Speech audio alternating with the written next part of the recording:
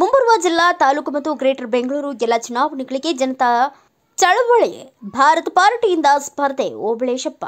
ಮುಂಬರುವ ಜಿಲ್ಲಾ ತಾಲೂಕು ಮತ್ತು ಗ್ರೇಟರ್ ಬೆಂಗಳೂರು ಚುನಾವಣೆಗೆ ಜನತಾ ಚಳವಳಿ ಭಾರತ ಪಾರ್ಟಿಯಿಂದ ಸ್ಪರ್ಧೆ ಮಾಡಲು ನಮ್ಮ ಪಕ್ಷದ ಪದಾಧಿಕಾರಿಗಳು ಅಭ್ಯರ್ಥಿಗಳು ಚುನಾವಣಾ ಕಣಕ್ಕೆ ಇಳಿಸಲು ಪೂರ್ವ ತಯಾರಿ ಮಾಡಿಕೊಂಡಿದ್ದೇವೆ ಎಂದು ಜನತಾ ಚಳವಳಿ ಭಾರತ ಪಾರ್ಟಿಯ ಸಂಸ್ಥಾಪಕ ರಾಜ್ಯಾಧ್ಯಕ್ಷ ಓಬಳೇಶಪ್ಪ ಹೇಳಿದರು.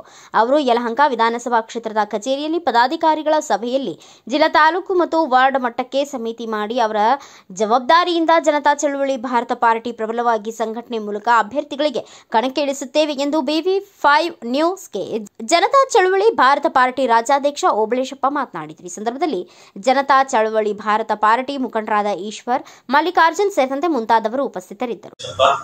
ಪಕ್ಷದ ಜನತಾ ಚಳವಳಿ ಭಾರತ ಪಕ್ಷದ ಅಧ್ಯಕ್ಷರು ಈಗ ಮುಂದೆ ನಾವು ಬಂದಿರುವ ಪ್ರಮುಖ ಉದ್ದೇಶ ಕರ್ನಾಟಕದಾದ್ಯಂತ ಏನು ZP TP ಎಲೆಕ್ಷನ್ಸ್ ಬರ್ತಾ ಇದ್ದಾವೆ, ಮತ್ತೆ ಬೆಂಗಳೂರಲ್ಲಿ ಗ್ರೇಟರ್ ಬೆಂಗಳೂರು ಎಲೆಕ್ಷನ್ ಬರ್ತಿದೆ, ಮತ್ತೆ ಬೇರೆ ಬೇರೆ ಭಾಗದಲ್ಲಿ ಪುರಸಭೆ, ನಗರಸಭೆ, ಪಟ್ಟಣ ಪಂಚಾಯಿತಿ ಒಂದು ಕಾಲಮಿತಿಯಲ್ಲಿ ಬರ್ತಾ ಇದ್ದಾವೆ.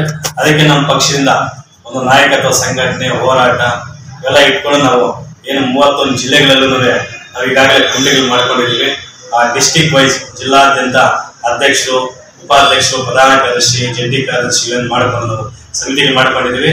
ಮತ್ತೆ ಅಭ್ಯರ್ಥಿಗಳನ್ನ ಆಯ್ಕೆ ಮಾಡುವಂತ ವಿಚಾರ ಬಂದಾಗೆಲ್ಲ ಸಮಿತಿಗಳು ಮಾಡ್ಕೊಂಡು ಮಾಡ್ತಾ ಇದ್ದೀವಿ.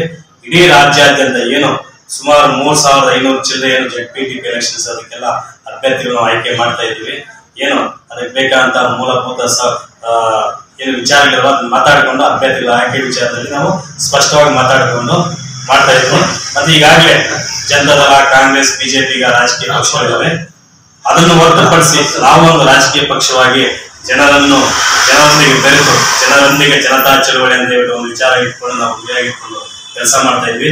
ಜನ ನಮ್ಗೆ ಇವತ್ತು ನಮಗೊಂದು ಅವಕಾಶ ಕೊಟ್ಟಂದ್ರೆ, ರಾಜ್ಯದಲ್ಲಿ ನಮಗೊಂದು ಅವಕಾಶ ಕೊಟ್ಟರೆ, ಮತದಾನ ಮಾಡಿದ್ರೆ ನಾವೊಂದು ಉನ್ನತ ಮಟ್ಟದಲ್ಲಿ ನಮ್ಮ ಪಕ್ಷವನ್ನು ಅಧಿಕಾರಕ್ಕೆ ತಗೊಂಡು ಜನರಿಗೊಂದು ಒಳ್ಳೆಯ ರೀತಿಯಲ್ಲಿ ಆಶಾ ಭಾವನೆಯಿಂದ ಅಧಿಕಾರವನ್ನು ಕೊಟ್ಟು ಕೊಂಡೊಯ್ಯಗೊಳಿಸಿ ಮಾಡ್ಬೇಕಂತ ಹೇಳ್ಬಿಟ್ಟು ನಾವು ಈ ಪಕ್ಷದ ನಾವು ಆಶಾಭಾವನೆಯನ್ನು ಇದು ಮಾಡ್ತಾ ಇದ್ವಿ.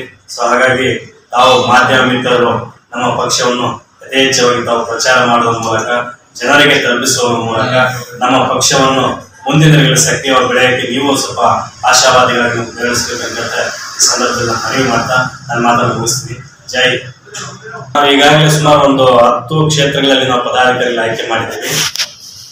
ಈಗ ಅವರೇ ಮುಂದಿನ ದಿನಗಳಲ್ಲಿ ಈಗ ನಾವು ಇನ್ನು ಕೆಲವೇ ದಿನಗಳಲ್ಲಿ ಮತ್ತೆ ಒಂದು ಪತ್ರಿಕಾಗೋಷ್ಠಿ ಮೂಲಕ ಅಭ್ಯರ್ಥಿಗಳನ್ನು ನಾವು ಅನೌನ್ಸ್ ಮಾಡ್ತಾ ಇದ್ದೀವಿ. ಯಾಕಂದ್ರೆ ಮುಂದಿನ ದಿನಗಳಲ್ಲಿ ಅವರು ಸಕ್ರಿಯವಾಗಿ ಆ ಕ್ಷೇತ್ರದಿಂದ ಓಡಾಡಬೇಕು, ಮತ್ತೆ ಜನಗಳ ಜೊತೆಗೆ ಬೆರೆಯಬೇಕು, ಅಲ್ಲಿನ ಮೂಲಭೂತ ಸೌಕರ್ಯ ಏನಿದೆ ಅವ್ರು ತಿಳ್ಕೋಬೇಕು, ಮತ್ತೆ ಆ ಕ್ಷೇತ್ರದ ಒಂದು ಭೌಗೋಳಿಕವಾಗಿ ತಾನು ಏನ್ ಕೆಲಸ ಮಾಡಬೇಕು, ನನ್ನ ಜವಾಬ್ದಾರಿ ಏನು, ನಾಯಕತ್ವ ಅಂದ್ರೇನು, ನಾಯಕನ ನಾಯಕತ್ವ ಅಂದ್ರೇನು, ಅವನು ಕೊಟ್ಟಿರೋದು ಪಕ್ಷ ಏನ್ ಜವಾಬ್ದಾರಿ ಕೊಟ್ಟಿದೆ, ಪಕ್ಷದ ತತ್ವ ಸಿದ್ಧಾಂತಗಳೇನು, ಅದ ಆಧಾರದ ಮೇಲೆ ಜನಗಳ ಮಧ್ಯೆ ಹೋಗ್ಬಿಟ್ಟು ಜನರೊಂದಿಗೆ ಬೆರೆತುಕೊಂಡು ನೀವು ನಮಗೆ ಅವಕಾಶ ಕೊಟ್ರೆ ಈ ಕ್ಷೇತ್ರಕ್ಕೆ ಒಬ್ಬ ನಾಯಕನಾಗಿ ಗುರುತಿಸಿಕೊಂಡು ನನ್ನ ಕ್ಷೇತ್ರ ಸರ್ವಾಂಗೀಣ ಅಭಿವೃದ್ಧಿಗೆ ನಾನು ತೊಡಸ್ಕೊಂತೀನಿ ಅಂತ ಹೇಳ್ತಾ ಇವತ್ತು ಸುಮಾರು ಜನ ನಮ್ಮ ಪಕ್ಷಕ್ಕೆ ಸೇರ್ಪಡೆ ಆಗಿದೆ.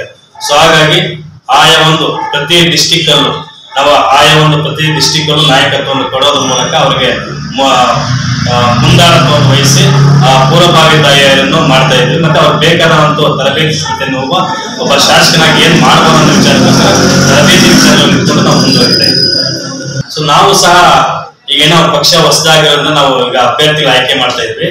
ಮತ್ತೆ ಆ ವಾರ್ಡ್ ವೈಸ್ ಸೌಲಭ್ಯಗಳು, ಮೂಲಭೂತ ಸೌಕರ್ಯಗಳು ಒಂದು ಈಗ ರಾಜರಾಜೇಶ್ವರಿ ತಗೊಂಡಾಗ ಬೆಟ್ಟ ಗುಡ್ಡಗಳಿದಾವೆ, ಈಗ ಹೊಸಕೆರೆ ಅಂತ ಹೋದಾಗ ಫುಲ್ ಡೌನ್ ಇದೆ. ಅದಕ್ಕೆ ಮೂಲಭೂತ ಸೌಕರ್ಯಗಳು ಒಂದು ವಾಟರ್ ಸಪ್ಲೈ ಇರ್ಬೋದು, ಬೆಸ್ಕಾಂ ಇರ್ಬೋದು, ಮತ್ತೆ ಸಾರಿಗೆ ವ್ಯವಸ್ಥೆ ಇರ್ಬೋದು, ಅಲ್ಲಿನ ಒಂದು ಸಮಸ್ಯೆಗಳಿದ್ದಾವ ನಾವು ಪ್ರತಿ ಕ್ಷೇತ್ರದಲ್ಲೂ ಆಯಾ ವಾರ್ಡ್ ಅಲ್ಲಿ ಏನು ಸಮಸ್ಯೆಗಳಿದ್ವೋ ಅದರ ಆಧಾರದ ಮೇಲೆ ನಾವು ಕೆಲಸ ಮಾಡಿಕೊಂಡು ಇಡೀ ಗ್ರೇಟರ್ ಬೆಂಗಳೂರನ್ನು ಅಭ್ಯರ್ಥಿಗಳ ಆಯ್ಕೆ ಮಾಡಿ ನಾವು ಕೆಲಸ ಮಾಡಬೇಕು ನಾವು ಪ್ರಯತ್ನ.